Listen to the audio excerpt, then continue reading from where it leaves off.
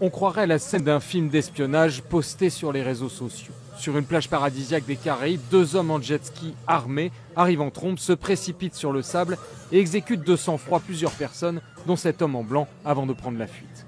Les autorités sont sous le choc. C'est la première fois que nous connaissons un drame pareil, surtout dans un lieu comme celui-là. Parmi les victimes de la tuerie, Marcello Pecci, 45 ans. Un procureur paraguayen, tout juste marié, il célébrait sa lune de miel avec son épouse Claudia Aguilera, journaliste colombienne. Sur son compte Instagram, la jeune femme avait posté des photos sans équivoque. Le couple attendait un heureux événement. Ses collègues paraguayens les savaient parfaitement heureux.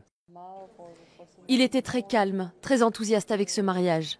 Il ne m'a jamais parlé d'une quelconque menace, ne m'a jamais dit se sentir en insécurité. Rien, absolument rien.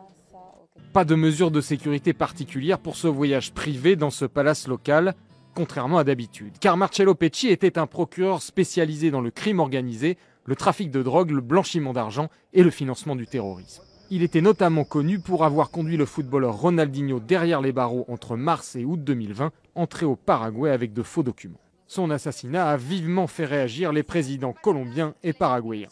C'est l'œuvre du crime organisé. C'est très dur. J'ai parlé avec le président colombien Iván Duque. Il m'a promis de faire tout son possible pour résoudre cette affaire et pour trouver ses responsables. La police colombienne a dépêché immédiatement 5 enquêteurs sur place et diffusé dans l'après-midi la photo de l'un des meurtriers présumés et promis une récompense de 488 000 $ pour toute information menant à la capture des tueurs.